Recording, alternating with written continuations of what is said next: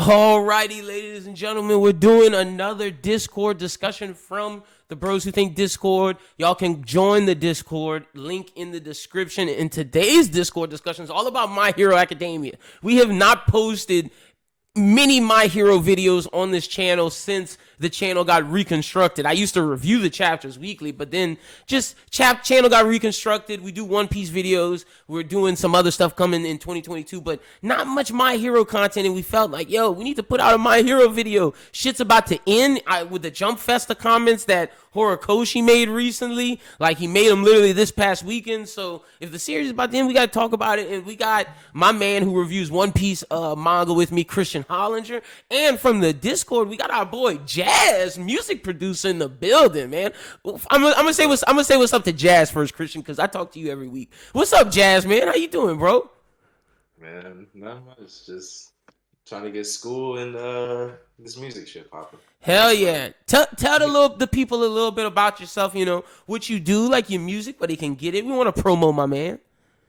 Yeah. So you can find me on SoundCloud, Spotify, Apple Music. I go under the name Jazzy. It's like Jazxy. Kind of did that for copyright reasons, but it is what it is. I work with a couple of artists from around the local area. Just kind of been getting into the anime thing recently. So Hell yeah, man. Y'all make sure y'all check out his music. What type of music do you make, just to let the people know what they like, what they looking for? um, it's really like lo-fi chill music. I have some good stuff out with Jose Xavier out right now. Hell You yeah. know, so go check that out. Yeah, y'all make sure y'all go check that out. Also, we got my man Christian here. What's up, Christian, man? How you doing, bro? Hey man, I'm good, man. I'm good. Hell yeah. So let's get into this. My Hero. What Yeah. what y'all's thoughts just originally on My Hero? Like, what made you like it? I guess for me, the fact that it was like shonen mixed with like superheroes and comics what originally drew me to it, but then it became more of, damn, this is the really the best of both worlds. Because One Piece was, I mean, not One Piece, One Punch Man was doing superheroes and like and shonen type shit, but it didn't feel like the melding of Western comics and anime and manga. Whereas My Hero felt like, okay, Horikoshi 100% was a fan of Western comics, but he's not giving us 100% that, but he's not giving us 100% typical shonen. It's the perfect melding of the two. So what drew y'all into it? Let me see. I mean, like for me, I was kind of. I think it was like something. It was something new to watch, kind of in that I want to say that 2014, 2015 era is when it started. Mm-hmm.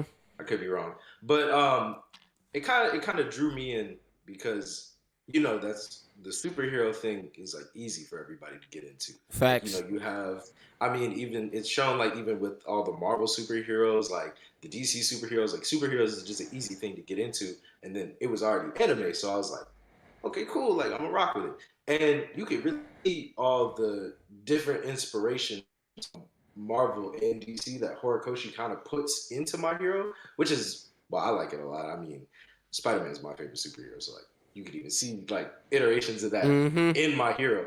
So, you know, something that drew me in. 100%. What about you, Christian, man? What brought you into MHA? Yeah, I mean, same. We're all Westerners here, so of course, the superhero genre brought me in.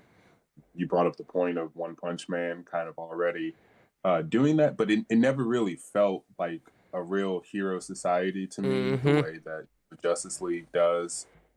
Just because One Punch Man, not only is it more of almost like a gag for Saitama, whereas like all the other superheroes aren't nearly as relevant as him, which I get. It's like, okay, well, he's the Superman of that universe, but even Superman isn't that like broken compared to the rest of the Justice League on a regular basis. So when I got into My Hero, it was like, no, like this really is a superhero society. This is really a anime that delves into the ups and downs and the kind of nuances that happens when you have vigilantes, villains, and superheroes.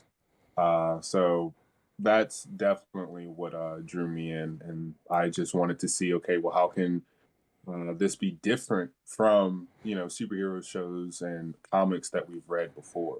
No, 100%. And I think what does that, and y'all can just jump in anywhere after and before we get to the next topic. I just think that like the characters are great. Like Midoriya, as much as he gets hate, he is a great main character. And like in this video, I'm talking at a lot of people's necks. You people that say My Hero's mid, you people that say Midoriya's mid, y'all are out your minds. Y'all aren't either A, you're not reading the story, or B, you just don't like it, because I can't see him as a mid character, because just the growth that he's taken is a mixture of Peter Parker and Naruto in the best way possible. Like and even more so, he's still his own person, even though I say that because the way he analytically thinks about things, the way he's grown, he is just a great character. Yes, he started off wimpy, but if you're in a world where everyone has powers and everyone are gods and you're someone with nothing and all you wanted was to have that, of course you'd be sad. Like, of course you'd be a wimpy kid. Like, I'm not working out if I don't have no powers and I'm just a bum. I just gotta be at my house. Like, what's wrong with y'all? Like, that's crazy to me how people expected something from Deku, and then once he comes, they're like, oh no, he's this amazing character. But it's like, nah, you didn't see the grind and you don't appreciate how much more amazing this is now that he's who you always wanted. Well, I will actually juxtapose that. Go ahead. Just a little bit, because you said like it's kind of crazy that people would expect that. And if you actually look at who or what anime obviously gets compared to My Hero, it would be the contemporaries of what was released around My Hero's time. And so I see, in my timelines and in my stratosphere, people comparing Deku being, quote unquote, wimpy or a crybaby, or breaking his body when he was initially going through actually acclimating to, One for All. Mm-hmm. And then they try and compare that to something like, Yuji from, JJK. And it's like, well, Yuji's over here, and if he broke his hand or broke his finger, he probably wouldn't flinch at all, just because he's, that type of character where, as long as he gets the job done, he can put up with anything. And so people are like, oh, well, every time Midoriya fights, he breaks his finger, or he breaks his arm, and then he cries about it. And so it's like, yeah, that's grounded. That's normal. It makes sense. We get to see that hard work notion kind of pay off. But there's a lot of people, I think, who just want him to be a Chad from, day one. And it's like, okay, sure, we can get past the fact that he's breaking his body, but why does he have to bitch and complain about it? And I'm not saying that as, that's who I am. I did think that, Midoriya did cry a lot, but I knew that that was a foundation that he would evolve from. And I think that a lot of people, look at other anime and they say, okay, well, he's not as much of a Chad, or he's not as much of a meathead, or he doesn't act the way that my favorite characters act. Therefore, I'm just going to dismiss the entire premise, dismiss the entire show. And a lot of people that you see who criticize it, probably haven't seen anything beyond either the anime season 1 or the first couple of chapters, like 15, 20 chapters. Yeah, no, 100%. And see, I think that's what you just said is why the growth, when you see him with the shredded cape and because there's gonna be spoilers, by the way. We're spoiling the whole thing. Like, this is a discussion of the whole series so far. Right. And when he's wearing the shredded costume, it's like everything that we put up with was for this moment, and it made it that much sweeter for me as a reader. And to your point, that's when everyone else was like, "Oh my God, My Hero is so great," because that's when Deku became, this character that everyone wanted him to be from, episode 1. Jazz, how you feel about Midoriya? Yeah, I feel as if, so kind of going back to I kind of draw Midoriya in the same way that I draw like Peter Parker, because it's like you have all these superheroes and stuff that are in My Hero, but it's like Midoriya feels the most human in the sense that like his growth, even to get the power, seems more realistic than someone like a Yuji, because Yuji was kind of already strong before then. So it's like yeah, he's gonna do all this shit because like if you had to break your body in order to achieve your goals, you would cry and you would like break down too. So it's the fact, and I guess it's kind of like a not a bad thing, but you know we have these like you said, Chads of like, shonen like Luffy, Goku, Ichigo, even Naruto to a certain extent because he was still like even though he was kind of a wimp at first, like he got into that ninja world. So seeing Midoriya kind of be calculated and kind of cool headed in most situations, honestly, is a very refreshing take because 100%. you see him kind of like you see him kind of like in a tactical sense be most of the reasons why they win fights Mm-hmm. because in the Stain fight, if it wasn't for it really if it wasn't for Midoriya, they would have been toast. Facts. Oh yeah.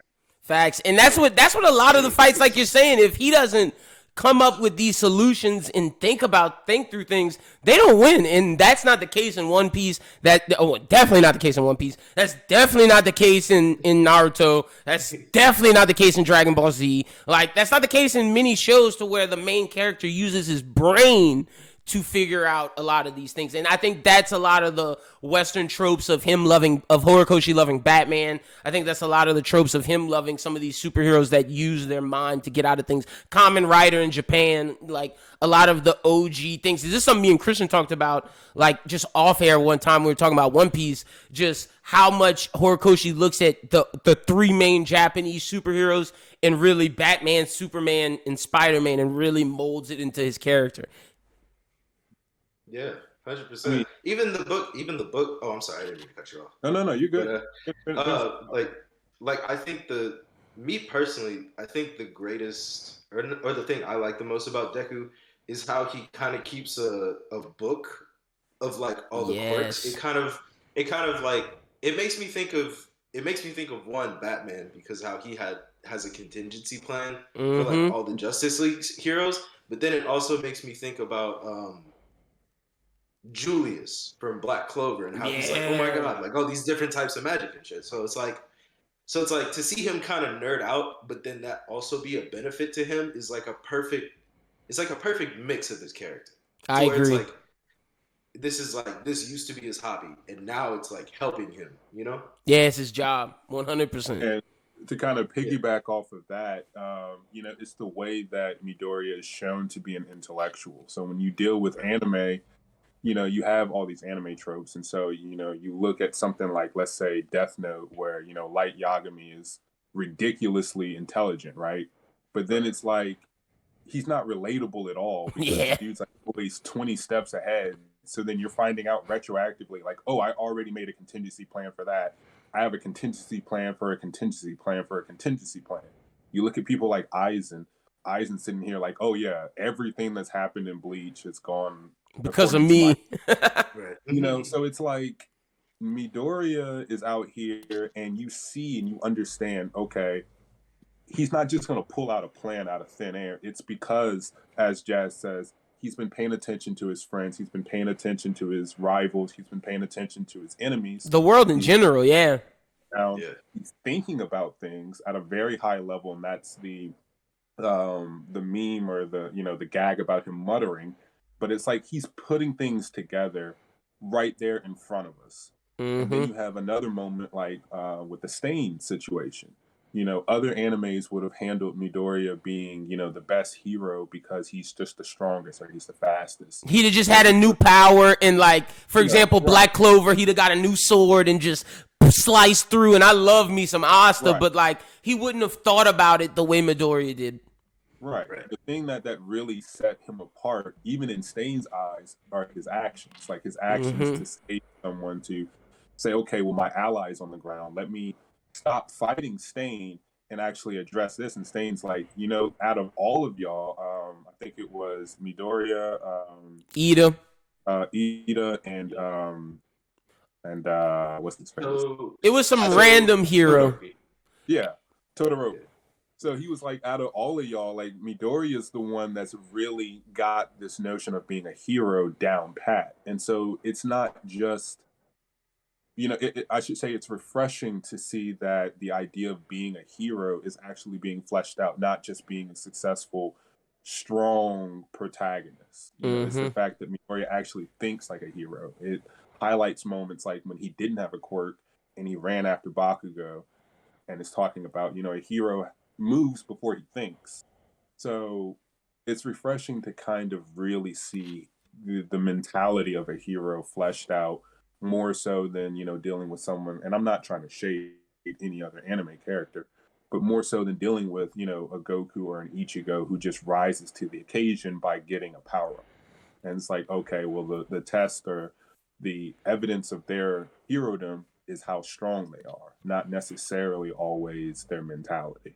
No, 100%. And see, before we even get into like some more stuff that I want to talk about, I got to do our first sidebar of the episode because we're talking about Midoriya and his analytical thinking. Mm-hmm. Is All For One his dad? Let's just cut to the nitty gritty. Is All For One Midoriya's dad? And the only thing I'm going off of is that most recent manga panel where All For One was talking to Dabi and he was like, you have to stay 16 steps ahead. And it showed that web mapping of how All For One thinks. And if you remember back to when Midoriya was showing how he thinks, he had the exact same web mapping. Is he his dad? Also, Horikoshi's a big Star Wars fan. Is he about to say, Midoriya, I am your father? To that point, All For One's outfit does look like Vader. I never caught, the correlation to that. So give me a moment to think about that. I just need to know, man, because where's Midoriya's father? Is he sending child support? What's going on? Your son is now like a big hero and you're not calling in from wherever you're at to check on him? Like, the wife is going through a midlife crisis. She gained like 50 pounds in so many years. Like, she's looking rough. She is not enjoying herself. I love Fat Mom. That's my lady. But where is the dad? What is he doing? Does he love his family? Like they said, Midoriya's mom said he was a loving dad, but was she lying to protect him? Because the doctor in Midoriya, if you remember in episode 1, chapter 1, when fucking Midoriya goes to the doctor to go see about his quirk, that is 100% Dr. Ujiko or whatever his name is. 1,000,000%. So I just need to I'm just asking. Jazz, how you feel about that? If Christian while Christian thinks. I mean, honestly, it would be kind of crazy. It's just Horikoshi got to handle that so carefully. Yeah, he does. That is I'm all for plot twists and surprises, but that. There might have to be some convincing to. No, for sure. For sure. That the more I think about it, the more it I see some things that can point to it, and then I see some things that just kind of rub me the wrong way. Like, if Deku was born quirkless, wasn't All For One's brother also quirkless originally? Mm-hmm. So then, why would All For One allow his son to be quirkless for as long as he did? But then on the flip side, I remember All Might said that Fuko wears her hair like his predecessor. Yep. So it's there's correlations to physical representations, which I could see All For One being ironic and being oh yeah, I definitely married this woman who looks like All Might's predecessor. I just had to I don't know. That's just a curveball I wanted to throw. I'm gonna throw out multiple curveballs during this discussion because I finally get to say all my hero things on video, and this is one of the things I've been meaning to just put out into the ether and talk about. I know Vocal Pineapple, my guy Dan Exclaims, has been talking about this, and it's something I just want to throw out in the ether, just to add my perspective to the whole conversation, because it's been one. This is one that's been ongoing. Is he the dad? And my own individual theory is that I can accept it, But like Jazz, you gotta explain it well. Like you gotta, cause like Christian said, why was he born quirkless? I could accept maybe that the mom tried to hide it, but how could you hide it from All For One? Like he's all knowing. But like, and then on the flip, like maybe you take his quirk. Like there's things like maybe he took Deku's quirk from him. Maybe he didn't. Maybe he didn't want to have a kid. Maybe he like put them to the side. Like he didn't want to have them. There's there's things I can see it being, but like you got to do it the right way if you're gonna do it. I mean, you can easily explain how Deku is quirkless. If All For One has all these quirks, then like how does he successfully pass on a quirk to his biological son? So you could say that, him having All For One is almost like a blank, as who can like copy quirks? Who said that like when I copied Midori? Oh yeah, it was a blank. Manada or whatever from Class B. Yeah. You could explain that if All For One, has a biological child, that they get a blank pretty easily. And to your point, we know Anakin's face was all, messed up after he got, destroyed against Obi-Wan and had to All Might's pretty much Obi-Wan, essentially. Right. And One For All, is completely mutilated. Like, we know he has that black outfit. He seemed at one point to be the chosen one. He had all the abilities and just chose to be dark. Mm-hmm. So, like, you can make correlations to Anakin and Vader, but at the same time, even though I didn't catch it, if he pulls a Deku, I'm your father, it's like, I don't know. Do we actually expect Deku to like pause? Because it's like, you, dude. Like you killed All Might. You are a terrible person. And you drop this, and you think that that's gonna affect me? Like, no, I don't know you, dog. Yeah, I don't expect it to affect anything. I just think he just might do it just because he's a Star Wars guy. It's yeah. Like logical damage, but then it would be like, oh well, the original One For All is my uncle, so. I don't care about you, dog. I'll just talk to my uncle. Yeah, no facts. No, 100%. So okay, so speaking on that, how do y'all feel about the this is going into like story. How do y'all feel about the battle of One For All versus All For One? How do y'all feel about All For One as a villain? And before we go into Shigaraki, let's just look at it from the One For All versus All For One portion of the story. Yeah, you can start off, Jazz. Man, after these recent chapters, All For One really like he really like the mafia boss of like superpowers. He is like that. That's how it seems because like it's like I mean even before then he's just kind of like I'll just do what I want to do. Like because he's like who like I like his villain attitude in the sense of like I'm the one who holds all the power, so who gonna step to me? No, that's a fact. You're not gonna do that. But I like his villain. I like his villain because I like how he's more so pulling the strings rather than doing everything himself.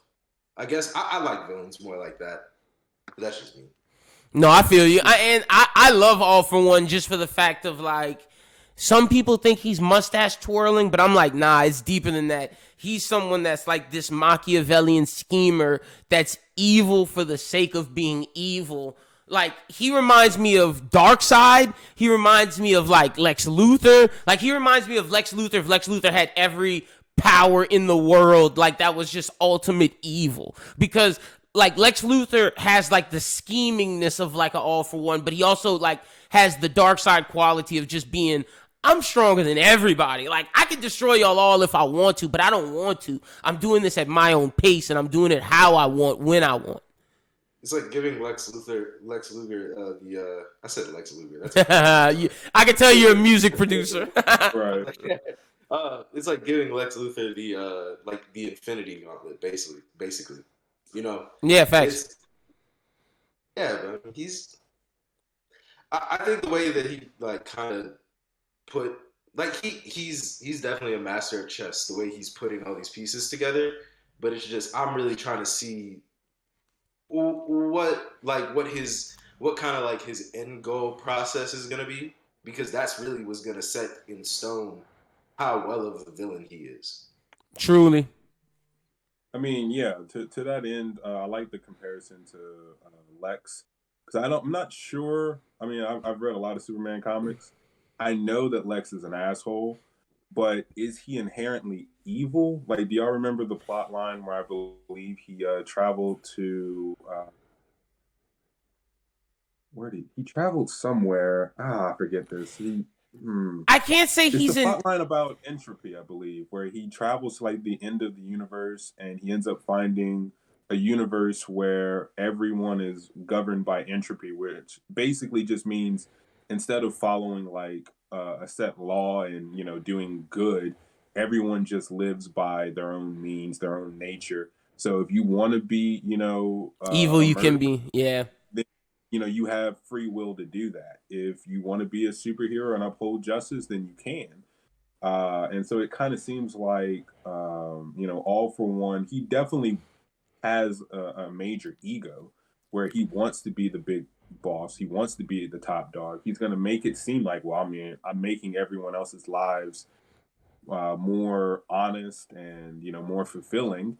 I give people quirks that they want, who don't have them, and people who are suffering from quirks, I take it from them. But at the end of the day, by me doing that, you're basically signing your soul over to me, and I'm now, your god. So it's like he has, these evil machinations, but it's almost as if he's just saying like, I just want people to do whatever they want to do instead of living by this confined system, which definitely does remind me of Lex Luthor. It seems like Lex Luthor himself, his pride and his ego gets in the way, but his desire, is to rule, but also to have his subjects just kind of do whatever the hell they want to do. And all For One seems to just be, let's just do whatever the hell we want to do, and I'm the guy with all the power, so I'm gonna do whatever I want to do regardless. 100%. And he's conflicting because he wants to rule them, but he wants them to do whatever they want. Like he wants the strong to be able, the almost meritocracy Kaido type system where the strong do what they want and live how they want. But like, well, it's like that, but it's like he wants to do what he wants, and he wants everyone else to do what they want. He just also wants what everyone else. He wants what everyone else wants to do to be what he wants them to do in the first place. Yeah, facts. Yeah. No, so that's kind of where like his delusion is. He was making those lines about like, I'm happy when someone who I've helped ends up doing something that I like or I want. If they don't, it's whatever. I've got contingency plans and whatever. But I am genuinely happy when people do as I want without me having to ask them to do it. Yeah, no, 100%. And he's only as good as his counterpart, which is All Might. And I think All Might's a great, like, just lead hero, like MC, teacher, mentor type character. All Might's top tier. Like, he is in the Jiraiya, the Rayleigh. He's in that category, man. All Might's up there. Yeah, he's like oh my bad.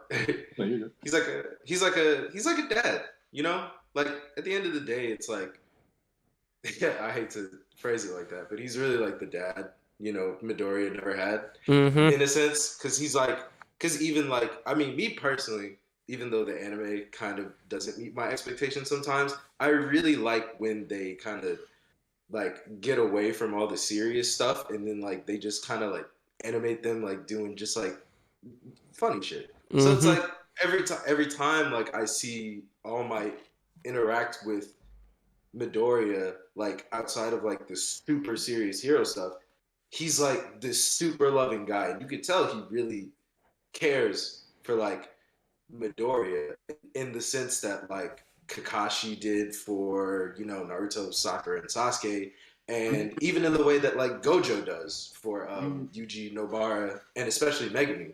But at the same time, that's also bad because they're also catalysts for like kind of why their story starts. In a sense, I guess. I don't know if that makes sense. But nah, man. I mean, look, All Might, for me, I'm with you. Because, like, I think All Might's a great teacher. Like, I love it. It broke my heart when All Might gave Deku that food and Deku just threw that stuff to the side. I was like, wow, you punk. You 2 years ago would have ate that food in a heartbeat. You chump. Gosh, it broke my heart. But it's like, my man got to grow. All Might about to die. Do we think he's gonna die? Yeah, he's definitely Yeah. about to. But like, okay, so this is my take on All Might though. Like, he's unique in my opinion. Again, to draw these parallels to Western comics, because All Might was introduced as essentially successfully doing what almost every superhero in Western wants to do, and that is becoming a symbol. You know, anyone who reads a Batman comic knows that Bruce Wayne's ideology is thinking Yep. Batman needs to become a symbol. When Bruce Wayne is no longer able to be Batman, Batman Can should still live be, on. it Yep. should still live on. Superman's all about, I'm an ideal about, justice and, doing what's The right. Shield, There's hope. not necessarily other Kryptonians to take up his mantle unless you're counting, Superboy and all the other derivatives, Supergirl and all of that. And then you have other characters who, have similar abilities to him.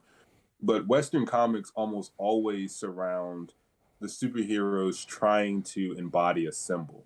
And All Might successfully did that. So much so that I don't think that we've ever felt such a vacuum as what was produced when All Might basically retired. That panel that I think we all know of, where someone hung up "I am not here" on an All Might statue. It's like when he was gone, you felt that vacuum. You see Endeavor being the number 2, stepping up, saying, what is this thing? What is this symbol that I'm supposed to be striving for?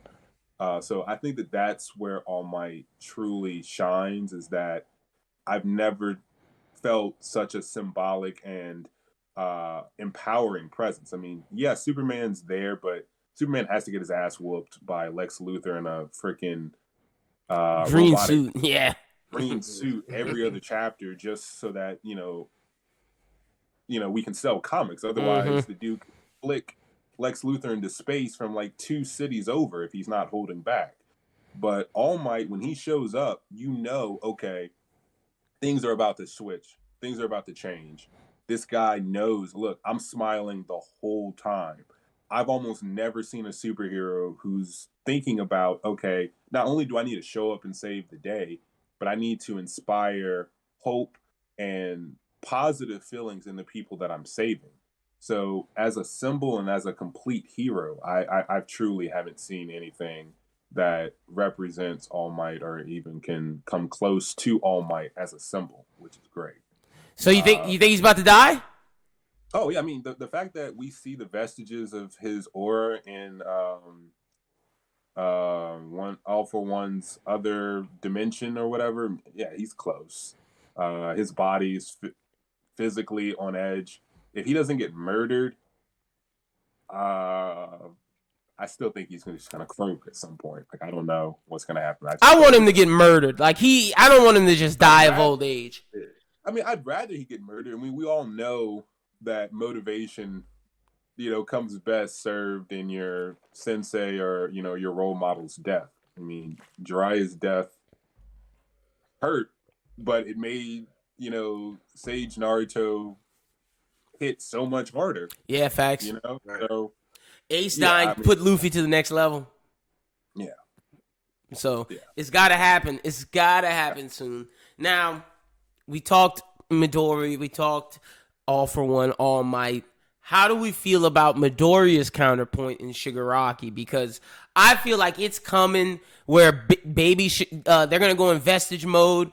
And baby Shigaraki, who's in there, or Tomura, who's in there, is going to put his hand out to Midori and say, I want to be a hero, and he's going to be the one to save him, and he's going to try to save Tomura. But I just don't know if Tomura is redeemable, man. I just don't know at this point, and it's going to be interesting to see how he handles Shigaraki. Like, it really will be. I love Shigaraki as a character. I think he's one of the best New Gen villains, but, like, I just don't know if he's redeemable at this point.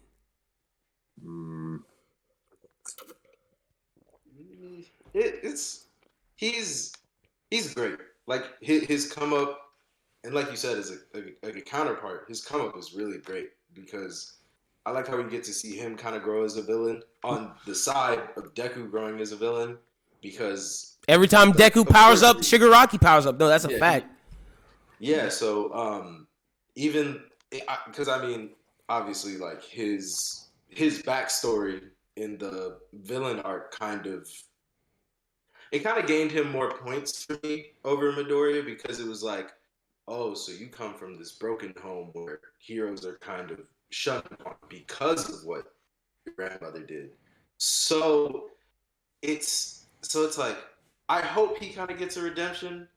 But honestly, after what he did to Stars and Stripes, look, if they got to do what they got to do, they're gonna do what they got to do. My man killed Crust. Like, nah, bro, he killed Crust, bro. He killed Crust. They did Star dirty. Like, he killed that whole city. Like, nah, bro killed the whole city, turned it into dust. Like, he ain't done. And I know he doing more. Christian, how you feel about Shigaraki? I feel conflicted because I agree his backstory was great. I understood it. But to some of the earlier points made, we have All For One, who's essentially the puppet master. And as badass as Shigaraki has been, he still comes off as a puppet to me. Mm-hmm. So that's a little bit annoying because it's like, okay, well, by the time that he comes into his own being completely, it's like, is he just going to reject All For One and be like, okay, stop manipulating me, I am my own being? Is he going to get taken over by All For One? And then we already know that in his core, he just wanted to be a hero when he was a kid anyway, and no one could save him, and that's all he looking for. So it's like I'm really conflicted because I'm really hoping that Midoriya doesn't simply pull a talk no jutsu. Oh, it's cut, bro. It's cut. I'm Christian. But it's that he is though. And then like to reference this recent chapter, that's what he's doing. Like he's okay. But in the recent chapter, I think with the Oyama thing, I think he's like pulling a reverse talk no jutsu. Like with Oyama, I think he's like, like you can still be a hero, but I'm using you to find out about All For One. Like I think that's no, definitely. It's definitely reverse in that way, but I mean like watching or rather reading that last chapter, it's like, yeah, Midoriya is a guy who is trying to save everyone. That's why I love the tournament where he tells Todoroki like that flame power is yours, power, because he's saying, I'm gonna save you from yourself. He's gonna give Oyama an out here. He's saying, look, you fucked up, but I'm not going to give up on you. You can still be a hero. So he's not going to give up on Shigaraki either, which is good, but it's also like, yo, hey, yo. Yeah. Okay. Because my worst fear with that is like he's gonna obviously like reach out his hand to try and like save Shigaraki, but then All For One's gonna be like, gotcha. And, so he just has to handle it well. I'll leave it in the hands of Horikoshi. And real shit. Just for me to connect it to. Wait, real quick, Christian. Just for me to connect it to Star Wars. When he does the gotcha bitch, Midoriya's gonna lose an arm. Like Midoriya is destined to lose an arm and be a one-armed hero like Luke Skywalker. It's destined. I mean, no. I see it, but you see how we keep talking about talk no jutsu? This is what's gonna piss me the fuck off if this happens. If Shigaraki actually manages to shake off All For One, and then like we forget about All For One because we think he's gone, and then Midoriya sticks his hand out, and then All For One pulls a fucking Zetsu, 6-path Madara, and it's just like, yeah, this was all according to plan. Yeah, I faded away into your subconscious just so you let your guard down, and then all of a sudden we get a Kaguya moment. Like, oh God. No, that can't happen. No, I'm with you. I don't want that to happen. I prefer the jazz like. All For One's taking over Shigaraki, and he's like, "Gotcha, bitch." I prefer that. I prefer that. Midoriya loses an arm. I'm completely for that. I'm just saying, like, my mental image was just Zetsu's arm going through 6-path. I'm like, oh God, no. It's gonna trigger. Yeah, it's gonna trigger my PTSD if I just see All For One's like vestige hand just come out. I'm like, no, I'm good. That's hilarious, man. Oh, Shigaraki. It's going to be interesting to see what happens because I'm telling you, when I saw that little boy still in there and say, Midoriya can save, I was like, oh, it's coming. I see it. I've been down this road before. I know where this is going. So I'm just waiting for it, and I just want to see if he redeems him because it's going to be very interesting with all of that. And speaking on all of that, how do we feel about the current just where we have been post-war? So let's talk post-war stuff, and then we'll get into like best characters, best arc, that stuff. Just because post-war is like the story where we're at now. How do we feel about everything with like, I think her name was Gavant or Galleon or whatever her name is, like the person who used to be in Hawk's former spot. And then leading up to Midoriya doing his stuff with Tattered Cloak and everything, and then Star and Stripe to where we're at now. How do we feel about that? It's good to see. It's good to see the world in chaos, even after the vacuum thing, that the All Might stuff happened, because it's like now I feel like in terms of like big wins and losses, the heroes are like 0 and 2 Yeah. basically. So like seeing this and then also seeing what was her name? The girl with the gun rifle. I think it's Yeah. or Oh yeah, no, it's Nagant. Yeah, that's what it is. It's Nagant. Yeah. And seeing like how like the inner workings of like hero agencies and like the government to a certain extent, like there's still real world applications in this. So it's like the world is just bigger than hero villain. Like it's like it's government. You even see it like with like the international heroes, because they sent Stars and Stripes and they were like, well, she can't do it. Well, I don't know. We ain't rocking with y'all. Yeah, y'all no fly zone for Japan. Yeah, but I like how it expands the world and touches on some more stuff. Like I know it can't be like super long, and we can't just like go to like every country and like see all the heroes, because I guess like we don't really have time for that. But at the same time, I do appreciate it because at least we're getting more information about what happens behind the scenes in Japan and also what happens outside of Japan. No, 100%. I think that's where we're going to get when Horikoshi finishes this and Shonen Jump is like, oh, it's time. It's time to hit the spin-off button. I think instead of doing a Deku's Kid situation where Naruto did, I think we're going to get My Hero America or My Hero like World something. Like I think we can get the spin-offs of like the other countries and whatnot. And I think that was very interesting. But I love Nagant. I thought Nagant was a great villain and a great person to showcase like how much Deku has grown. And then seeing the breakout of the prison break stuff.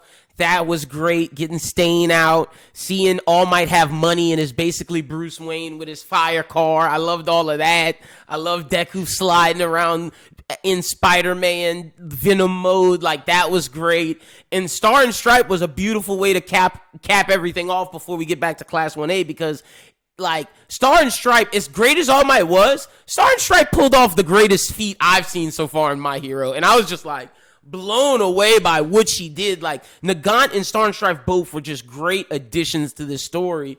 And Star and Stripe easily became the strongest person I've seen outside of like All for One and One for All. Like Endeavor didn't have shit on her, bro. Like she caught a laser, she had a stand. It was crazy. Yeah. Yeah, I got to agree with all of that. I'm not up to date with like I think it's called My Vigilante. Oh, Vigilantes is great. So it's like the fact that that's supposed to be going on tangent to My Hero Academia is great. I don't know too much about that, but when you talk about spinoffs, yeah, you don't have to do the stereotypical, Ichigo has a son now, Naruto has a son. Dragon Ball didn't do that because they gave Gohan the light and took it away from him. But that doesn't have to be the case, because My Hero has a great world that can be expanded on very, very easily. I mean, we don't even just have one villainous group. We don't just have one hero group. And to Jazz's point, seeing how the government kind of corrupted Nagan and made her kind of question her role in, you know, the superhero society, and are they really doing what's best for people, you know, was very, very gripping for me. Yep. As well as being able to kind of see the progress that characters have made, like having an entire domestic dispute for Endeavor with Toya slash Dabi being a whole, you know, plot point that's still not, you know, resolved yet. You know, I'm very pleased with the direction that things have taken. Yeah, same. Since, yeah. The story's been great post-war. Like even pre-war with like Villain Academia. Like I'd say from Villain Academia onward, it's just been incredible. The story's been no misses from Villain Academia onward. Like yeah, some people might not like certain things here or there. But in the manga, it's just been a good time. It has been. Yeah. And I'm scared. I'm interested, but scared at the same time of bringing Class 1A back. Like I was cool with bringing Bakugo and Todoroki back, but bringing everybody back, I am scared to death how he's gonna handle this. I'm not so scared of that, mainly because we've seen that, you know, obviously we know the top three are, you know, Deku, Bakugo, and Todoroki, but the others aren't just, you know, like lagging behind. So they're True. taking inspiration from that. They're pushing themselves. They look pissed in that last chapter. Man, I was seeing some memes about that. The weakest characters look the angriest. Half of them look constipated. And as soon as I saw that, that was hilarious. They said Mineta was looking so mad, boy. Like, what's he about to do? You know, Deku is so focused that, you know, that last panel, he kept it together for once. He's still focused with stress all up in his face. You know, so that was hilarious, boy. Jazz, how you feel about the class coming back? Like, and let me say this: the reason why I'm scared is because, like, I just don't want the others to have, and they come in and Sero shoots a tape, Kaminari shoots a lightning. Like, I don't want just like these Tintin moments. And Tintin is the perfect person to call it. These Tintin, like, I'm gonna throw a shuriken in here, and like I don't want these things for this class. Yeah, that's especially, I guess, I don't want to call it this, but this is kind of what I've coined it for side characters. I call it like the Naruto effect, to where, well, I mean, it's really for most shonen, but it's most prevalent to me in Naruto. Facts. To where the like main trio or the main group of characters that are focused on gets so insanely strong that like everybody else just can't do anything. However, like, I have more faith in the rest of Class 1A because of how they handled Gigantomachia. Because with them, it's like, I see the rest of them, like, basically offensive as, like, really good support. So even if they're not in the main battle, like, there's still going to be a lot of villains going into this. So fair. I see Midoriya, Bakugo, and Todoroki kind of like focusing on the main group of villains. Maybe you throw Ochako in there, or, you know, Momo. But in that sense, like, the rest of Class 1A would like basically be lightening the load, so Deku kind of has like a path. But I really hope it's not like, I really hope it's like they're doing this for themselves and also Deku at the same point, and not just for Deku, because they need to be heroes of themselves. Like, not everybody needs to get a shining moment, but if they all individually get little shining moments, I feel like that's really gonna build the class up and make them, I guess, like, more of a unit, rather than this is the Three Musketeers plus these guys, you know? Facts. No, right. You're right with that. Because, like, and see, that's interesting you said Ochako with because, see, the way I'm seeing it is, like, Deku and Bakugo are taking on this taking on this all-for-one Tomura situation. Like I don't see Bakugo really. I don't see a villain for him yet, so I'm assuming he's gonna be with Deku in the final mix. Todoroki's with his pops taking on Dabi. And then I'm seeing the rest of the class having to deal with like the rest of the League of the Villains and Gigantomachia and that type of shit. Like you're saying. Yeah. I see Ochako's like kind of how they, I guess I'm relating it, like, because you know how like you see like One Piece and when they go up against certain pirate crews, you kind of know like the matchups. He got Toga for sure. Yeah, Right. so that's the only one I was kind of thinking of. For the rest of the class, I don't really know. And to be honest, like I hope so. I hope Spinner gets a good fight with somebody. Yeah, I need to see him throw hands. Facts. And I'm interested in see who Compress gets. Like Compress is important. Yeah. Like Compress is like his backstory of being like the descendant of like the highest thieves guild is fucking cool. So like, who's Compress gonna get? Oh yeah, and oh my god, I completely forgot about the guy who uses Dark Shadow. I just Tokiomi. Tokiomi. He needs a firefight. Yeah, like, he does. He needs a really firefight because I maybe him and Ox team up, battle somebody. That'd be cool. But no, I'd be down for that. I'd be down for that. To kind of add on to a lot of this, you know, when I was in college, I was told by all my professors, it's like, look, when you have a group project, the literal sense of the matter is that someone has to be the leader. It's not, you know, a moment of like figuring out pride or, you know, combating with someone. It's literally doesn't matter if you work at a job.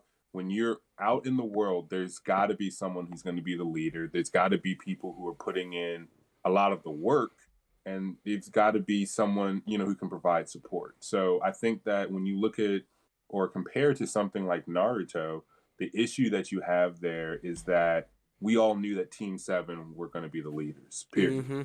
Mm-hmm. So then every other team should have been highlighted as support or something else. So, you know, we love Shikamaru because Shikamaru's been pretty consistent in the fact that, okay, he's perfect support. I'm not going to be, you know, delivering battles all the time. Now, yeah, Hidan was great because of, again, the loss of Asuma, and then we get to see how he plans out, you know, his defeat of an immortal enemy. But Shikamaru's been, okay, I'm going to come up with the schemes. You guys enact them. We don't ever really expect Shikamaru to come out here and shadow possess Madara during the war, right? So the standard for how he shines and how he you know, is successful as a character, you know, is completely different from Tenten, who, you know, it's like, well, is she going to throw a kunai as support? Like, what is her role? Like, how does she even have an apt role? You know, so when you deal with anyone outside of, I don't even remember, it's not even a Naruto video, but anyone outside of, you know, Shikamaru's group, it's like, what was Kiba doing? Nothing. You know? Yeah, facts. Like, and what could he do at that point? Because he wasn't built up to have a role at all. So it's not even like, okay, well, Team 7 are the leaders. It's not even like Midoriya, you know, Bakugo and Todoroki are the leaders. It's like, okay, everyone else has a role that they can play. And I feel like My Hero does a pretty good job of having the characters be self-aware of what their roles are. And they're not concerned about, okay, I'm going to be a leader. So and to that point, I think the people that make that shine is Jiro with like the headphone jack and like Seto with like his arms being like the eyeballs and the ears and like the animal dude for reconnaissance. Like I think they do, like, to your point, those are just characters that really show that that's like a legitimate thing, a legitimate thought in Horikoshi's mind. Right. And then like with, you know, the meme of Sero, you know, it's like, I honestly don't know what tape is supposed to do. Yeah. So I kind of, Horikoshi has a little bit of Oda in him because, you know, to compare it to One Piece, there's so many times where I've seen a devil fruit or an ability that I'm kind of like, what's that going to do? And then it turns out to be excellent. So it's like, if Horikoshi can pull out like a Doflamingo level thing where it's like string is actually broken with tape. I'm not saying give him an awakening or something, but like find a creative way for tape to be relevant. Hey, I'm all what for if he strengthened his tape and his tape turned to like duct tape and it became like cement level strength tape? He'd be unstoppable. My man getting dunked like his tape turned like he's like, I'm going to my next level of strength, and his tape turns black and it's fucking duct tape. right. Like I don't know what he could do, but I feel confident that Class 1A can be handled appropriately. Sarah Tape Man was made for a reason. I think that reason's going to come to light at some point. No, facts. And that's true for every single character. Facts. So with that being said, we talked about the story. Let's get into our favorite characters. I'll start off with you, Christian. Who do you think are your top 5 My Hero characters? Who are your favorite characters? What you got for me? I mean, unfortunately, it's going to come off as. Are you about to be basic? Unfortunately, but I definitely have Midoriya as number 1 for sure because I feel as though his growth has been excellent. Also, just because I was one of these people, I never gave up on my hero like that, but I definitely was one of these guys who was a little bit annoyed with how much he was crying at the beginning, and I was like, okay, you've been training with it for a while, like you're gonna needed like a time skip. Like when you gonna get past like 10%? I was getting frustrated. But I definitely enjoyed his evolution. I'd probably say number 2 is either Todoroki or Endeavor. They're replaceable for me right now. But I definitely like both of them. Again, there's a bias there because ice and lightning are 2 of my favorite elements, period.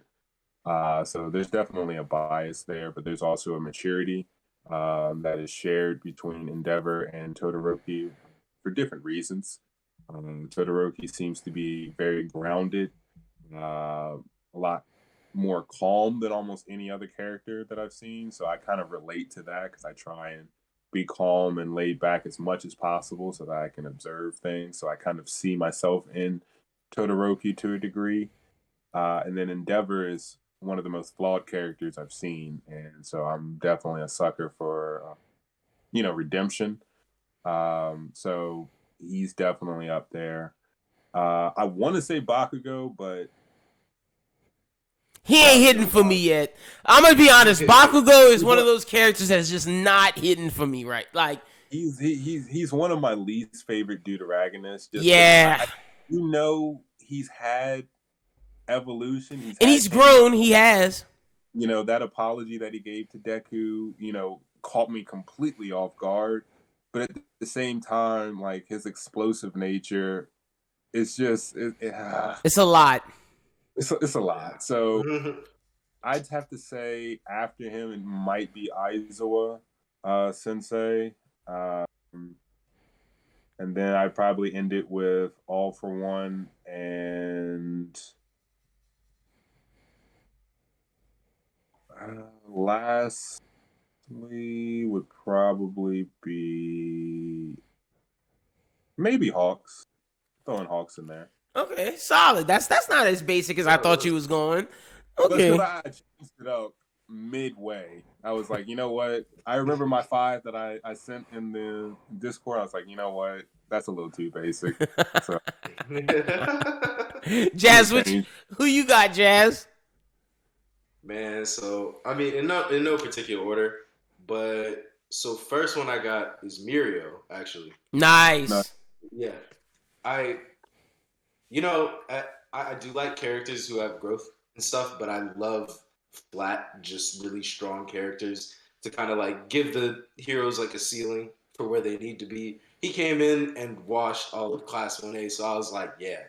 And he was just a good character, like not to jump my list, but like he is a really good flat character. Like he really is, and like he's had growth himself. Yeah, and I mean, not to kind of get on the side tangent from like the list, but like I saw a lot of people saying like, Oh, All Might should have given him One for All, but that would have taken away from like Who all he his is, hard yeah. work that he, got to get there. But that's just me. For number two, I got Endeavor. Like Christian, I'm a sucker for a redemption story, and not only that, how Dobby kind of like breaks that, and now he has to build back up again. So it's like, oh, you thought you were good? Nah. So now he starts back from square one. For number three, honestly, I'm gonna have to go. Number three, I'm gonna put Midoriya. He's solid. Solid. Solid. Number four, we gotta get some villains in here. So I'm definitely putting Dobby. Yeah, Dobby's great. He's just cool. I like Blue Flames. I love Azula from Avatar. She's very, sadistic, and Dobby's kind of the same way. So I was like, love it. And then number five, I gotta go with my girl Mirko. Gotta go with it. Solid. She's great, 100%. And them cheeks is grade A. So shout out to Mirko for sure. All right, so I think my list, I got Midoriya number one. I'm like Christian. I love, he's the reason why I'm still in this. He's the reason that got me in this. He's kept me in this. I've been a defender. That's my guy. I just love him as a hero for just being, for what Jazz said earlier, just being so different from what I read every other chapter of Shonen Jump. I read most of Shonen Jump weekly, and there's no main character like him. He is one of one. The closest thing is Senku and Dr. Stone. Let me not disrespect Senku. Senku's the closest thing, but Senku's the opposite end of it, where he's kind of like what Christian was talking about, how Light Yagami is 20 steps ahead. Senku is the super smart guy, and in any other story he'd be evil, but because he's the MC, he's a good guy, but he thinks 20 million steps ahead, and that's not Midoriya. So I got Midoriya number one for sure. And then the rest is in no particular order. Midoriya's my favorite, and then the rest, no order. I got Hawks, man. I love Hawks. Hawks is fucking cool. I wish Hawks was stronger, because his feathers, if he feeds somebody with fire, or when his feathers run out, his ass is weak as hell. But, Hawks gotta, pick up a katana or something. Take some martial arts classes. Hawks gotta do something. Get your strength up, my guy. But I like you. You cool as hell. So I got Hawks. I got Lady Nagant. I'm going to be honest. Seeing that gun, she reminded me of Deathstroke. And I really, a mixture of Deathstroke and Deadshot. And I really, really liked her character. Really, really liked her. And I'm a copy Christian, because Christian had a slash. I'm going to put a slash with my number three, Nagant / Star and Stripe. Because I got to give Star and Stripe some love. She was incredible, bro. Christian, you knew, bro. We've talked about how much I love Star and Stripe. She is incredible. Yeah. I had to put a slash for them to representing the new gen shit. And then number four, I'm putting Mirio Lemillion. I love him. He like Jazz said, he's a flat character, but man, he's one of the best flat characters I've seen in fucking Neji Hugo wish he was Midoriya, bro. He wished Chunin Exam Neji wished he was Mirio, my guy. You're not. That guy is a good dude. He's helpful. Look at Eri. Eri wouldn't be making it if it wasn't for Mirio, man. Taking care of that girl. Shout out to my guy. And then, am I gonna put a villain for my last spot? If I'm gonna put a villain for my last spot, I don't know if I am. I don't think I am.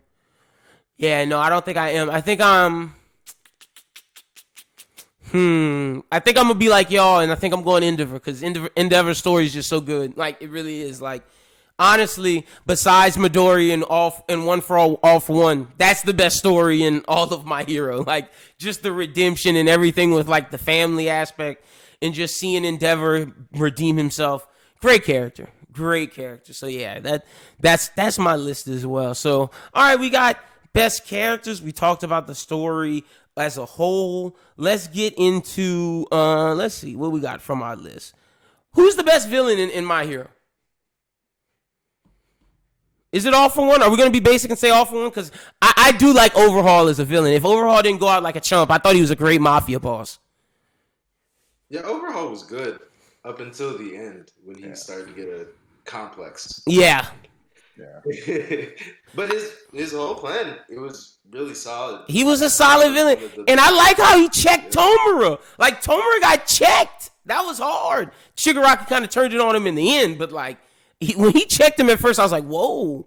Um, I'm not giving no love to fucking Muscular. Fuck that guy.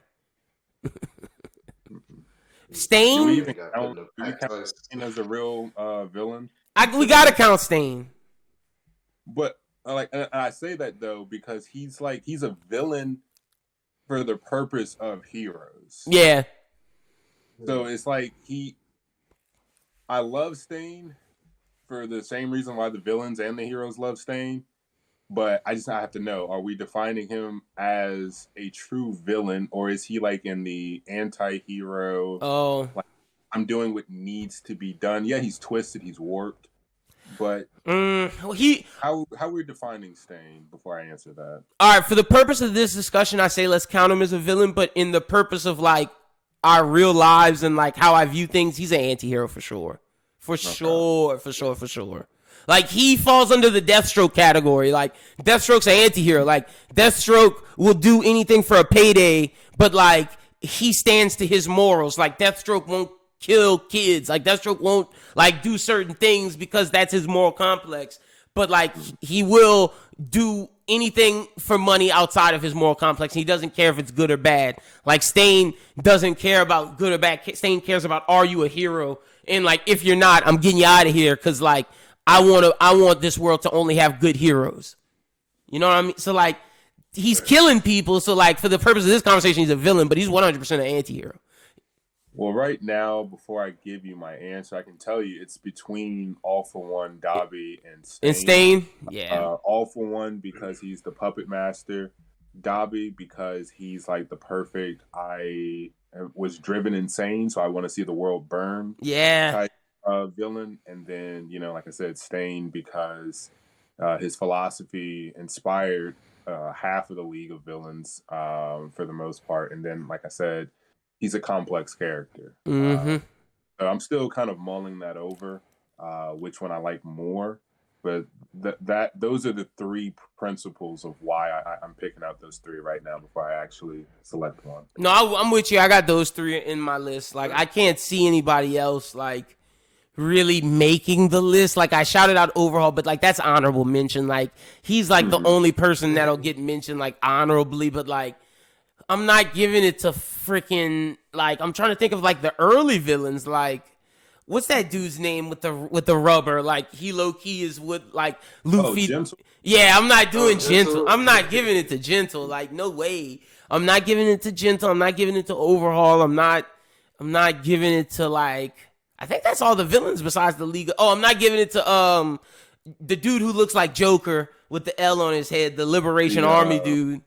Yeah, I didn't care for any of them really. No, me neither. So, like, I think you nailed it on the head for me. Though, like, Dobby, All for One, and Stain are like the three majors for me. What about you, Jazz?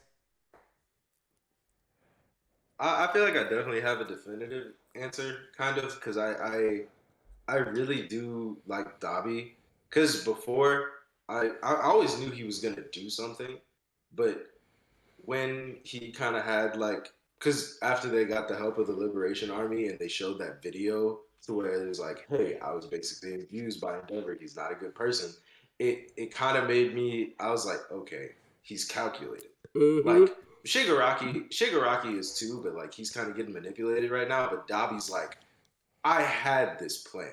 Yeah, Dobby was always gonna do his thing. Like, fuck All for One. Like, I'm doing my plan on Endeavor. Yeah, and I like, and I'm sorry, I'm gonna draw this Azula like comparison again. That family is that family from Avatar. I like Todoroki is Zuko for sure. So it's like Azula breaks down by not like having like the love of her mother and always thinking that she wasn't enough. Whereas like Dobby was pushed to that point, and it got so bad to where he was like, I'm not gonna like. He's like, yeah, I'm gonna kill him, but I'm gonna break him down before I do that because I want to see him crumble the same way I crumbled, which like really makes him like In my opinion, my favorite. So Nah, that's a great answer. It was a good point. It's because, as you said, Dobby's obviously been driven insane, but he still has his intelligence. He's still like, yeah, I'm insane, so I'm going to burn everything else down. But I'm not just going to cause senseless damage. I'm going to cause major psychological damage to one entity. And then burn. Yeah. You know, his interaction with his brother, Shoto, the one that Endeavor actually did want, also really hammered that home, because I don't remember the exact quote, but I think Dabi even admits, he's like, no, Shoto, you're a great guy. Like, you're even trying to show me love right now. I'm going to murk you. I'm going to destroy you, but I'm going to destroy you not simply because like you are the child that, you know, our parents wanted, but because I know killing you would do the most harm to him. Yeah. Right. So I was like, yo, like your fixation on Endeavor and tearing shit down, even being, you know, hating your mom because she didn't do enough to stop Endeavor, is like, yo, like this is real. Like the visceral hatred that he has is palpable. Like, like I said, that's the portion of story that Horikoshi pays the most attention to outside of the Deku All for One stuff. Like that shit feels like, I don't want to say like personal, like because I don't know what Horikoshi went through is like, but that shit feels real. Like that shit like is like some serious like shit going on. Like that's the only part of the story besides All for One and Deku that got real attention. It really is. Like it's crazy. Like honestly, like now that we're talking about it, like Shigaraki's a cool villain, but like Dabi really did some shit. Like Dabi was out here. Just all right, so I'm gonna give my answer. It's gonna be All for One, just because I don't want to copy. For sure. But no, that's fine. Know, like Dabi it's really up there because like he's literally the villain who's still in the story. Like every time his story comes up, I honestly don't care about Shigaraki like at all. Facts. I'm like, when is Dabi's story gonna come to a conclusion? Every chapter that comes along, I'm like, what is Shoto, Endeavor, and them doing about Toya? You know. He's definitely still. And Dabi's so great that All for One even showed him respect. All for One's like, Dabi, you're a real one. They're basically almost talking as he can murk Dabi when he talked back to him, but then he was just like, you know, I got other plans, but like Dabi was like, dude, I don't give a shit. Like I'm here because it's helping my goal. But the moment that you're not aligned with what I'm trying to do, you know I'm just gonna fuck off. And he respects that. That's hard. Like he saw what he did, and he was just like, "Hey, look, bro, you do you. I ain't gonna mess with you. Yeah. Right. You do your thing." And see, so if you're saying All for One and Jazz is gonna say Dabi, I like both of those. We gushed over both of those, so I don't want to repeat what y'all have said. So I'm gonna just go with Stain, just because Stain is like the ultimate anti-hero, and Stain set up like the purpose of this story. And I think if you look at what Stain stand for, really is the crux at everything that's wrong with this story of heroes not... All Might wasn't supposed to be the hero that stops you all from being heroes. No, All Might was supposed to be the example of how all of you should act. And because all of you aren't acting like All Might showed you, we're in this shitty predicament right now with everything that's going on. So because y'all didn't want to do that, I'm going to kill all of you. And because y'all didn't want to do this, I'm going to kill all of you and keep the ones that will listen to what All Might said, so that way we won't have issues going forward and there won't be a vacuum. Because Stain kind of predicted when All Might would leave, no one would be able to take up his mantle because no one listened to what he was saying to do. So that's why I think Stain is such a powerful villain. Yeah. I think that was a good explanation to kind of justify Stain as a pick, even though y'all two had great answers. No, 100% though. Because like it is fucked. It's fucked, man. He's like the reality check. Facts. He checked All Might outside of that statue. He was like, bro, like you might not have power, but like look at what you've done. Yeah, facts. Like he's like you. There's no way you're All Might. This shell just looking like defeated. Like what are you talking about? So all right, bet. All right, who do y'all think's the best hero? I'll start with you, Christian. Who's the best hero? Besides, like, let's not use All Might as an answer. I mean, we can. I don't care. I don't want to because I feel like most of All Might being the best hero was a precursor. That's why Stuff we didn't see. Yeah. off with him already being a symbol. Mm-hmm. So I'm not going to give it to All Might at all. I'm also not going to give it to Star and Stripe just because she essentially has a title. Yeah, facts. She was awesome, but again, we didn't see her being a hero. The best hero. Shit. That's tough. I got my answer if you want me to go. Yeah, y'all go ahead real quick. All right. Jazz, I'm not going to give it to Midoriya, even though Midoriya is the one who's like shown the best hero skills. I'm going to go with someone who's an established hero and who has shown like he's willing to sacrifice everything he loves to save someone. I'm giving it to Mirio. Best hero, Lemillion. Yeah, that's a good choice. He sacrificed everything he believed in to save Eri and gave up his quirk for her. He did the ultimate heroic sacrifice, and even still to this day, took care of that girl, even though she's the reason why he lost his quirk. And then in the end, his good deed was repaid, and he got his quirk back and started being a hero again. He's the person that if Stain saw would say, hey, you're living up to all my qualities. He's one of the only people who lives up to all my qualities. I'm giving it to Lemillion.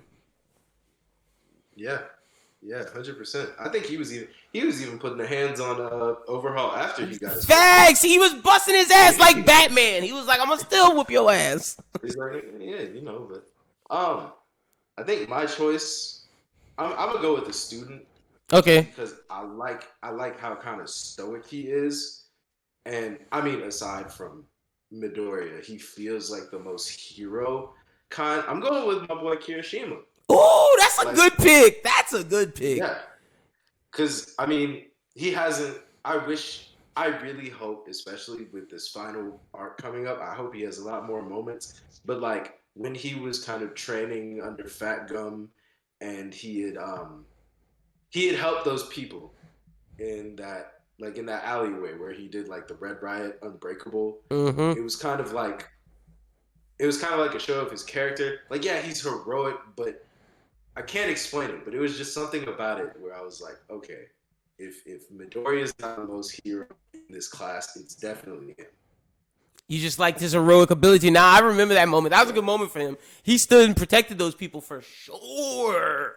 And like had no reason to. He could have died. Yeah, like just unwavering. Like, nah, you're not gonna get past me. Like, facts. Hell no. Who you got, Christian? That's the issue. So exactly what you guys are utilizing is the reason why I'm struggling right now. Because to me, you have two, and this goes back to some points that we made earlier. You have 2 points of like what makes like a great hero. You have like potential or capacity and things like strength. So like All Might has the strength to save a lot of people. But Jazz picks Kirishima because of that element of Kirishima will stand in the way of anything, stop and keep people safe. Mm-hmm. So I'm going to go off of potential here more so than current. And I'm going to go with Ida because I've always... I like that choice too. Because he learned like, from his error and fuck with that choice, Christian. I mean, he learned from his error, and then his other priority right now is saving people. Mm-hmm. So it's like, okay, maybe you don't have the the powers or the tricks in your bag to brawl with someone and be the big superhero, but if you can relocate people where they're safe, then the ultimate goal of being a hero is to keep people safe. Facts. So there's a whole fleet of superheroes who have super strength, perhaps like laser vision, whatever you want to say, who can put out the attack potency, attack power, whatever. Ida, Kirishima, these are the characters who have the ability to keep civilians safe. So no, that's real. Ida gets to a point where he can, use his Reciprio burst for long periods of time and then speeds up where he's, breaking the sound barrier multiple times or light speed at some point maybe. then he could possibly evacuate a whole town before Shigaraki could like vaporize it or something. So he may not be able to actually battle Shigaraki, blow for blow, but Shigaraki decimating empty buildings versus causing a catastrophe is night and day for the sake of a hero. So that's my vote. Right? I like that choice. And then even if he gets stronger, like he can become the Flash and fight people at some point. I'm with it. I rock with it. I mean, I'm not expecting him to start throwing lightning or run back. Nah, he just got engines in his calves. He Quicksilver fast. That's all. Right. That's it. So that's what I'm talking about. He can keep the body count low. No, I like that choice. I like both of y'all's choices. Hell yeah. And I like us being different. That's what y'all let us know in the comments who you got as your best villain, your best hero, and the answer to all of these. All right, so the next one we got is so we did current arc. Okay, what you think is the best arc? And I'll go first. Best arc to me, I'm not gonna say My Villain Academia, even though that arc's fucking great. I'm gonna say the best arc is. I'm gonna say the overhaul arc's the best arc because the overhaul arc showed us Deku taking it to the next level. It showed us him learning what it takes to when he fights someone real, like when there's real stakes. It showed him what it could really cost. It showed him what it could really take. He lost someone in Night Eye. He learned what the cost of all this shit is, and he fought someone real. He gained some power. Mirio lost his quirk. We had a great villain in Overhaul. We had great side characters. Everything about this arc was just a good arc, and it had a good ending. So I'm going with the Overhaul arc. That's a good one. I think that's the one I was gonna say because it is good all across the board. But if not to go with that one, I would really, because I'm a sucker for a good war arc. Yeah. So the whole heroes versus the liberation front was really cool because I was hoping that we got to see more of the top 10 heroes rather than just like Endeavor and Hawks. Mirko like busting through that was that badass with all the high end moves, and basically she was handling them like by herself. I was like, oh well, shit, like, and got a robotic leg out of it. Even better, she became more badass. Yeah, she was going crazy, and the whole Class 1A helping to stop Gigantomachia was really good because before then I was worried like, okay, Deku has all these powers, and Todoroki and Bakugo are obviously getting stronger, so how are they going to keep up? But they did the thing, and then obviously the whole I think it was Endeavor. It was Endeavor, Aizawa, Midoriya, Todoroki, Bakugo, all versus Shigaraki. And Dabi too, because Dabi popped up. And Dabi. And just seeing like Deku go rage mode like that, I was like, okay, he was pulling punches because I think it was after Bakugo got stabbed. Yep. By the I'm gonna just call them like the veins. The tentacles. The veins. Yeah. But like he was like, nah. And I like moments like that with the main character. And it was definitely great to see with Deku because, like I said, he's not, or like we said, he's not like a standard shonen character. So he's somebody who thinks things through. So like I'm expecting a rage moment from a Yuji, a Gon, a Naruto, a Luffy, or a Ichigo. But like when you see Deku's, it's kind of like this was really pulled out of him. Yeah. You know what I'm saying? He was pushed to use like way more of his power, and he was putting the pause on Shigaraki. So. No, that's a fact. That was a great moment. All right, I like that. The war arc, I'm down. That's a damn good arc. Christian, what you got? So, contrary to the energy I've had this entire time, I've got to get my meatheadness out there. So, the current arc for me, from Midoriya just snapping and saying, screw it, I'm going to take care of everything myself. That includes Nagant, right? A lot, just because I've a lot of people call that like Deku's like emo phase. I get that reference, but it's like it's not solely because he stopped quote unquote crying and he put on this hard facade, and at the same time it is, but it's also just like when you brought it up earlier, like All Might tries to give him that food and he's just not having it. He's just pushing himself. That was a It's like moment, man. that's a major moment for me when it comes to superheroes. Whether it's Spider-Man where he gets aggravated. One of my favorite. I'd always see these things kind of fractured, so I can always forget where it came from. But that moment where Spider-Man pulls up on Kingpin in jail and beats the crap out of him, and he's saying like, like Spider-Man doesn't kill. So I think you like had a misunderstanding. Like, I'm not here as Spider-Man. I'm here It's as Peter Parker, and yeah. I'm here to be like I'm here to kill you. He tells him how he's gonna kill him, and then he says, "Oh, like you were under the impression that I was gonna kill you today. No, I'll kill you at my own, discretion." And it's like we know Peter is, this friendly neighborhood person. So for him to snap at that level, it just does something to me. I half-ass wanted Deku to beat all of 1A's ass just to like give him a reality check. Like I did too. yeah, like y'all have been growing with me, and I'm not trying to like make it into like a whole like I'm the MC and he's like self-aware, but he's like, bruh, I got Fajin, dog. battling, not resting. Like y'all cannot keep up with me. I know he was pulling punches, but I just wanted him just one good time, just like punch Bakugo, and Bakugo be like, "Wait a minute." Yes! give him a 10% with Fajin. Just like a good 10% to the jaw, and let him just not a broken jaw, but like damn, ow, that really hurt. Like no, one of them, and hit the rest of the class with a good airwave to where it's like they get that's it. Like, I wanted him to get caught. Like I wanted Todoroki to freeze him and then him just break out of them and be like, "Was that it? Are y'all done?" Like I'm with you. That'd have been. I can't. I wanted him to outspeed Ida. Like Ida runs up and he's like right behind him. He's like, "Oh, that was pretty nice. You sped up, Ida." Like I just, and I feel like he could do it, but he was just holding back. So for me, it was just finally it was flex mode. Mm-hmm. But All Might was like, shit, I know what he's going through. Damn.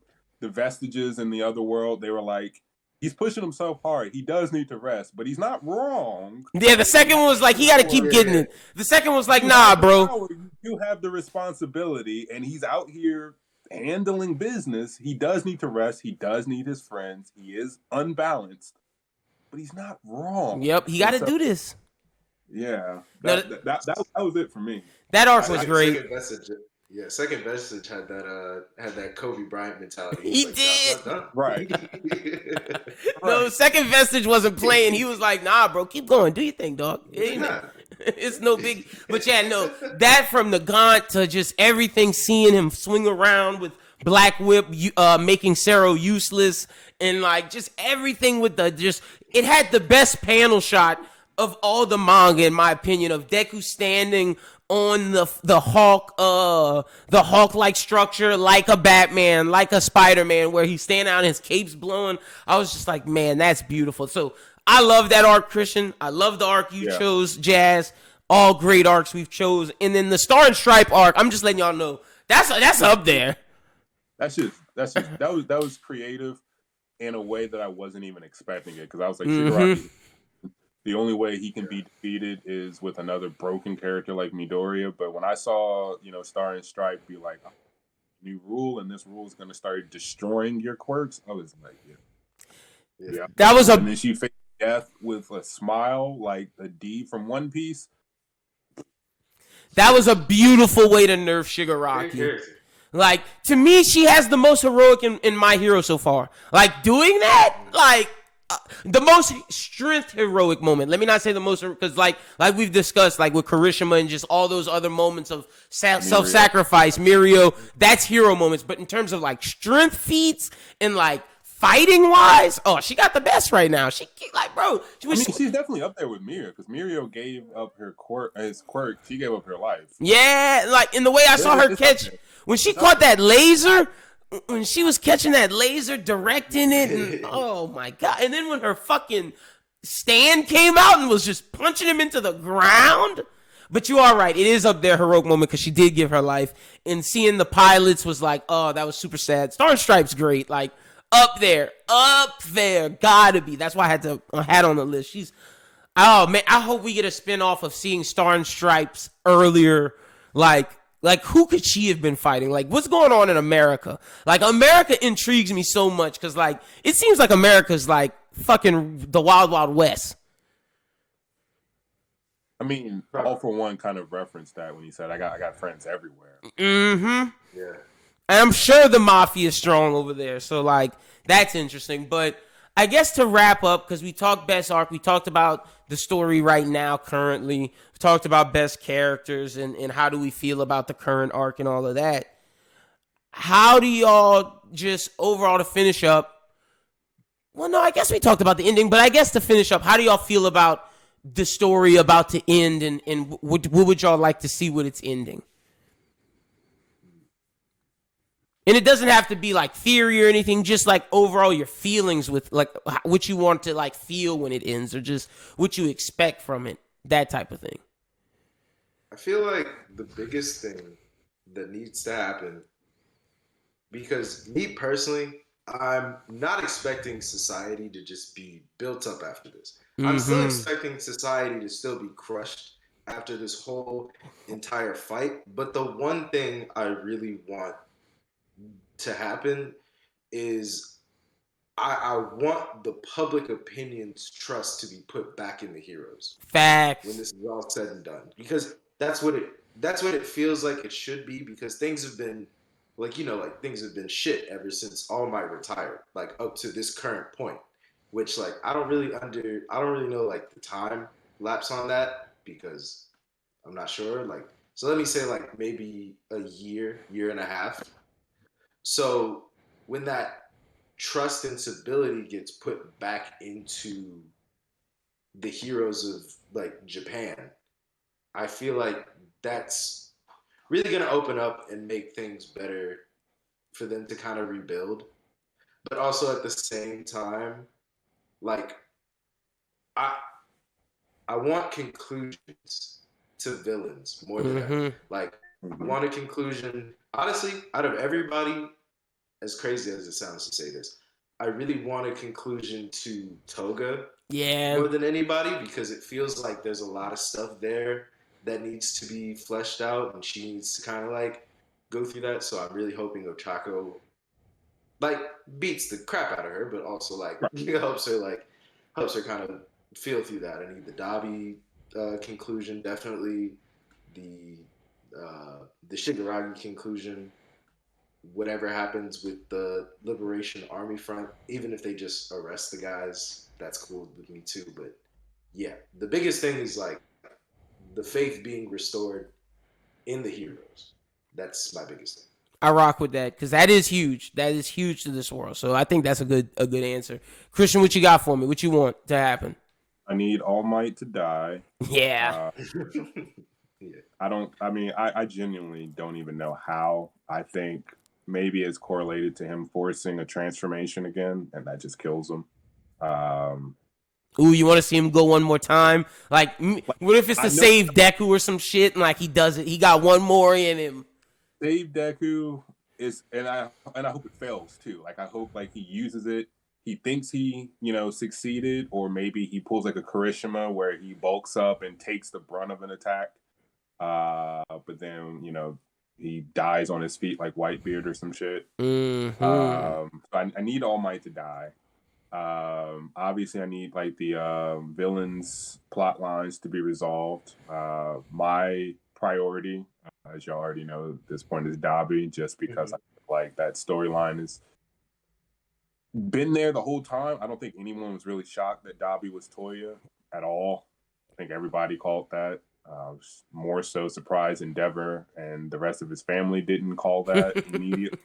Yeah. No, you're right. And that's just another reason why Endeavor was a bad dad at the time. Like, how you didn't know that was your son, dog? I don't know. Especially if you're going to sit here and pray over Toya's funeral possessions. Like, dude, you were just face to face. Like, whatever. And like, isn't his son's fire when he's Toya blue? So like, if you saw blue fire with someone whose skin is burning, wouldn't you? Never. Knew that was Bad dad. But we also know that like My Hero starts off with Deku giving a voiceover, so he's talking about he became the best hero. So it's like a resolution for Shigaraki. Hopefully not just a Talk no Jutsu, or even reverse Talk no Jutsu, and then kind of again to piggyback off of Jazz, not necessarily a complete restructuring of society, but to leave off with a sense that another All for One won't be born. There's no need for someone to view the world and society that way. Some kind of addressing of like the way that the governmental bodies have manipulated superheroes, so that we don't get more Nagants, so that we don't get more All for One, so that there is no need for more stains. Even if it's just a foundational, thing where it's like, we've addressed these underlying issues in society. So that, it can improve. I don't need to see like a utopia, but to see that these things have been addressed and that they're brought to light. And preferably, because again, doesn't matter, it's a basic trait, but I also am a sucker for matchup. So, I mean, how long are we going to tiptoe around Deku and Ochaku? Come on. My man got to go to prom. Like, he need a prom date. Like, come on, man. Like, if at the end of this chapter, you can get tackled with some titties in your face. My man saying hook him up. But hey, what about the Mei Hatsume for Deku, man? Deku got a lot of suitors out here, bro. Ochaku he got a lot of suitors, but I just look, man. I let some of the My Hero Academia shippers get to me. I'm so tired of seeing some weird ships. Just go ahead and make that shit official, so that people can be like, you know what? I'm gonna ignore it. I'm gonna do what I want to do anyway. And I can just be like, all right, well, you're living in your own world, because we all know Deku is going to be with Ochaku. We're going to see the flash forward, and he's going to have kids with like, Froppy. We're going to see the flash. I don't even mind Froppy, but it hasn't been alluded to like Ochaku. Bro, I'm going to be honest. Froppy is my least favorite of Class 1A. Let's get it. All right, before we end, because this will be the final thing. Who's your least favorite of Class 1A? Mine 100% is Froppy. I hated her when she snitched. Snitches get stitches, and I never forgave her. And she tried to cry. She tried to cry to Ochako and all of them in the front of the dorm like, oh, I haven't felt the same. Yeah, bitch, because you snitched. Like, what? I wouldn't forgive you either. I hated her. I never forgiven. Maybe that's the cancer in me. I didn't forgive her. Fuck that. Froppy, you suck. Who else do I hate in Class 1A? I don't like her, and I don't like the kid who talks to animals. I feel like that dude's weird. I just feel like he's a weirdo. He don't even do nothing to nobody. He just like animals. He just creeps me out, Jazz. Like, he's just a fucking weirdo. He doesn't even like. He's a hero. Like, they're all heroes, but he really just strikes me as like, dude, just go to a zoo. Animals are happy. Like, this dude's really just in a corner talking to ants. Now, I will not lie. He'd be the strongest hero in Australia. Yeah. You right. Yeah, I don't lie. Absolutely. But an Australian agency needs to pick him up. They need to do They need to do a trade, Or maybe on the unexplored ocean floor, if he can control, all the undiscovered. Wait, can he control sea life? I don't know if he can. Does that count? Is it all animals? Yeah. I think Oh, it's all? Okay. Well, then, yeah, he a badass then. He's supposed to be, freaking Aquaman, Yeah. but with everything. Fuck that kid. I don't like him, and I definitely don't like Froppy. Who y'all don't like? I know y'all don't like somebody. Who y'all don't like? Yeah. Okay, so me personally, bro, is Ojiro, is the dude with the tail.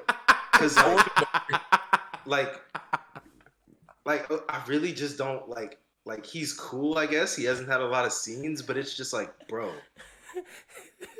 you have a tail. Like, Hey, that's the like gag in the fucking show. But I'm like, okay, like even so, I could even appreciate somebody like Mineta because at least like his ability is kind of like support-ish. But I'm like, What do you do with that tail?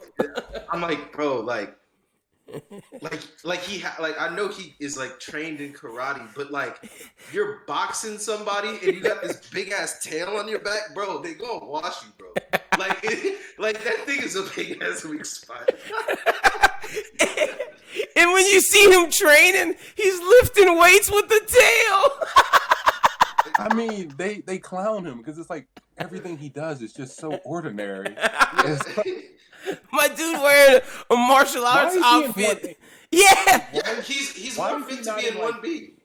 Why is he not in 1C? He's doing karate. Wait, Kendo, I'm gonna be real. Kendo, who grows her hand to like giant levels like Mr. Fantastic, she should have been in 1A over Tail Man. I'm sorry. Same thing with Karishima's homie who can turn his skin into metal. That dude's more cool than fucking Tail Guy. Even the girl with the vines for the hair is more like everybody in 1B is better than the guy with the tail. Hey, he got them hands. That's what that tell me. His karate fire. He'll whoop y'all ass. I mean, yeah, he would. I mean, yeah, us.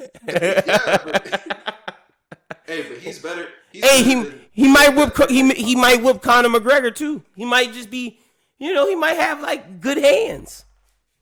We need him to come and deal with Jake Paul, I guess. Yeah.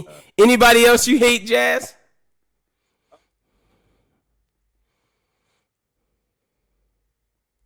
Okay, so not necessarily hate, but I do dislike Invisible Girl. Oh. Not even because of the whole traitor thing. I just like, I don't know. She was just didn't really do anything for me. Fair. She don't do nothing. She just there. She really is. She's just there. She's really not there. Yeah. She's probably in every panel. Probably so. But see, that's the crazy part. When she came out as the traitor, I was like, okay. But she's not though. She's not like yeah. So I was like, if she was, that would like make the most sense because nobody would know where she's at. I rocked with it. I was with it.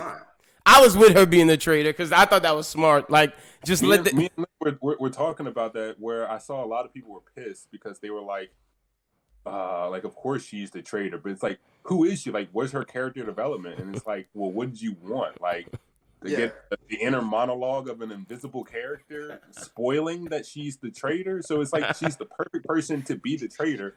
So when they took that away from her and that was a red herring, it's like, so then what is her purpose then? Just like, to be invisible. to be invisible so that she could catch Ayama being the traitor? Like, that's a terrible payoff. No, I'm with you. I agree. And I even believed it too because they were like, well, yeah, she was like, yeah, let's go to the mall. And then who did Deku run into in the mall? Yeah, Shigaraki. So I was like, like, not all the signs were there, but I was like, it made the most sense when the fake out reveal happened. But then, I don't know. No, I'm with you. Christian, anybody you hate? Who you hating? Well, it's weird because like I'm a horny bastard, but I don't like Mineta at all. I don't know. He just doesn't do it for me. I don't know. He just really doesn't. That's funny. I don't hate on the boy, but I get it. A lot of people hate that dude. Yeah. And then also, this is before his character got more interesting by being the traitor, but Ayama as well. Yeah, I didn't like him either. He's just weird to me. He was. That cheese shit was weird. The placement of the of his laser was also weird because he'd be like, "Oh, like yeah, I'm gonna hit you with the laser." Then he like has no stamina, so it's just like, "What are you doing in class? Like, you're a waste of space too." Like, also, that's why. Like, I feel like All for One is really an evil dude because it's like they sacrificed themselves for you. You gave him a laser in the stomach. It's like you sold yourself. Going through it. Yeah, it's like he was just like in his head, like, all right, what throwaway quirk can I give this dude? Yeah. Like he's working for me. He doesn't really need anything crazy. How about this laser that makes your stomach hurt? Like All for One really is a really bad guy. Yeah, man, that's really fucked up, bro. I'm gonna keep it a bean. If I paid to be your servant and spy, and you gave me some laser quirk, nigga, off me, cause I'm telling them, cause like, nah, nigga, you're not gonna give me no laser stomach quirk for me to be the spy for you. The first instance of my stomach aching, I ain't gonna lie, I'd run to the fence. Yeah, bro. Like what? Like, what's wrong with this nigga, man? You gave me a quirk that make my stomach hurt? What's wrong with you, bro? Who do you think I am? I'm a snitch on you. And yeah, I know my head gonna blow up. Fuck it. We just like, I can't have my stomach hurting every time, bro. You crazy. We fighting. Fuck All for One. I'd be pissed. If I had to say there's anyone else I hate, his gag, I don't even remember his name, but he's from 1B. It's the one that's always talking. Oh, always upset? Yeah. He's like, 1B is way better. Fuck that kid. Like, the gag was funny at first, but the fact that he does this every single time. Fuck that kid, like, bro. Kendo has to come and like knock him out. It's like, all right, dude, shut up. You're giving me like borderline evil vibes for no reason. Like, you're not evil. You're just weird, man. Shut up. I'm with you. I always thought that kid was evil too. Oh man, that's funny. All right, that's pretty much everything we got. Great discussion, fellas, man. Jazz, tell the people they can follow you on social media, bro. Man, you can follow me on my Instagram, Jazzy Boy with an X after the first Z. Real Jazzy Boy on Twitter. And Cornell the God on TikTok. I be posting funny shit. Hell, I'm actually gonna follow you on there. I didn't know you was on TikTok. I'm checking that shit out. I rock with the talk. Christian, tell the people they can follow you at, bro. Hollinger94 on Twitter and Arc Season on Instagram and every other platform. And I am pissed off because I somehow misplaced my Apple Pencil. So my graphic design work is on pause for a while, but Design Season LLC on all platforms. Y'all make sure y'all go follow Christian and check out all of his good stuff, man. Hell yes. Follow me at LinBWT. Follow Bros You Think at Bros You Think. Be sure to subscribe to YouTube. Got a lot of good stuff. And the next Discord discussion will be One Piece. And I'm letting y'all know now that's going to be crazy because it's going to be these two dudes plus Verson and Pharaoh. It's going to be a wild. That one's going to be wild. So y'all be on the lookout for that. That's going to be a good one. Man. Shakes is a fed agenda. No, see, man, look what they be doing to me, bro. Like, it's gonna be. And I'm y'all have been calling me a Zorotark. I have not even been showing y'all the Zorotark. And I know he gonna be bad. It's gonna be a lot. 10:35. Y'all not gonna hear it. Like I will not be denied.